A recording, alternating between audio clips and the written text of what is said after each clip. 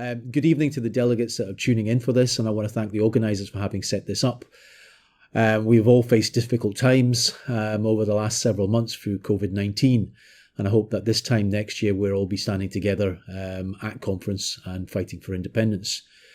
Now, in the recent months that have passed, with over 50,000 deaths, many questions have been asked of our politicians. And I don't think that any politician knows what the future holds for us. But anything must be better than the decades of austerity and the decades of misery that we are now being promised by a Tory government. And the Tories, of course, like to use the words once in a lifetime when we demand a referendum on independence.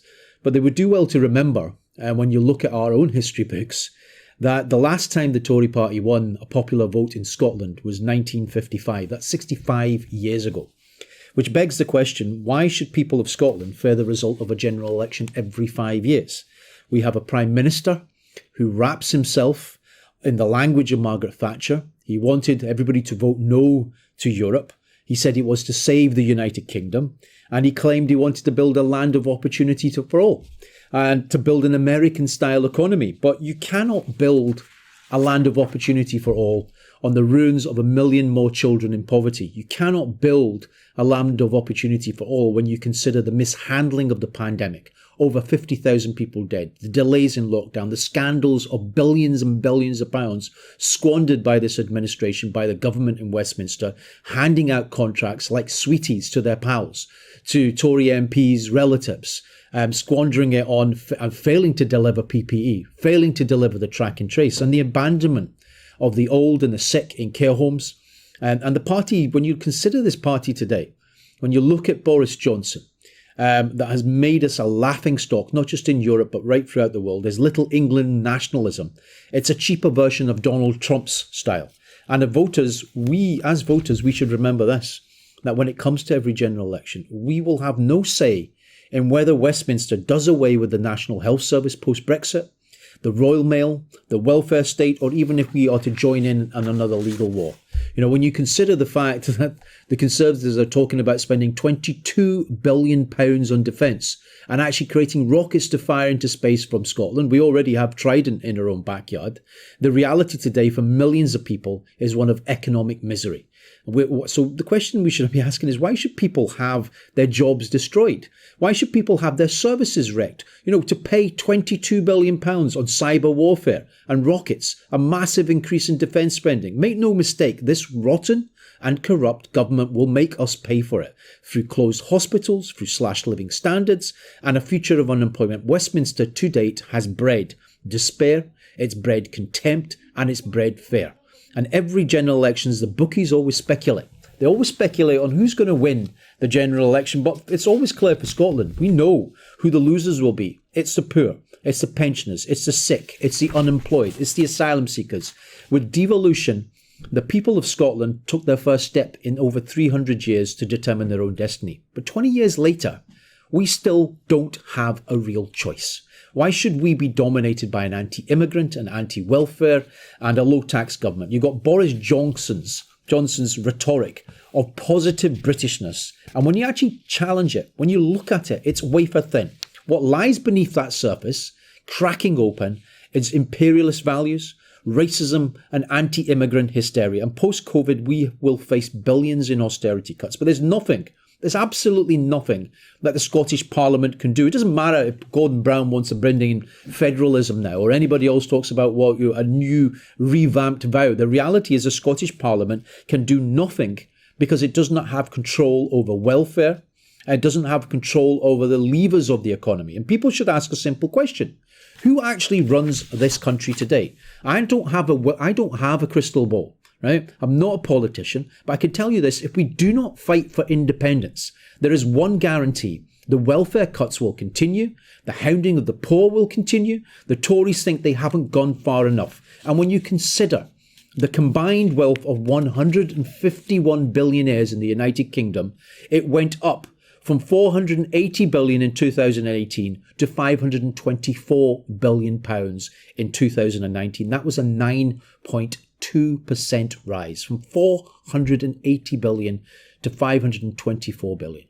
And most of those billionaires pay hardly a cent, a penny of taxation in this country. And as the rich get obscenely richer under a Tory government, workers face the biggest fall in living standards since the reign of Queen Victoria. And there is a choice that faces us, a real choice. Why should we be resigned to our economy being under the control of a handful? Why should a handful be able to threaten the future of entire nations from the back of their £100 million yachts? You know, as wealth and power is being shoveled in the direction of those who already have far too much of it. And I see, you know, in the last few days, I've seen Gordon Brown pop up again on our TV screens. And he warned us the last time round when, you know, they brought about the vow, and he warned us the last time round that voting for independence to get rid of the Tories would be a huge mistake.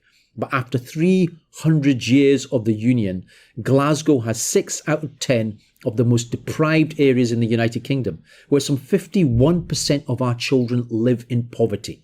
Life expectancy for males in parts of Scotland is the worst in Western Europe, and at 14 years behind that of England's 79.5. How exactly did that come to pass? And it's always fashionable, of course, to blame the Tories for all our woes, but when every time you see that man turn up on our TV screens, ask the question about Gordon Brown's record. After all, as a joint architect of New Labour, he was the Chancellor of Exchequer from 1997 to 2007. And he was then the Prime Minister until 2010. And during a decade of annual CBI dinners, that Chancellor boasted he had done away with boom and bust economics forever. And he even claimed that he'd stabilised the world economy. And he signed blank cheques for wars in Iraq and Afghanistan. He was also messianic in his pursuit of privatisation.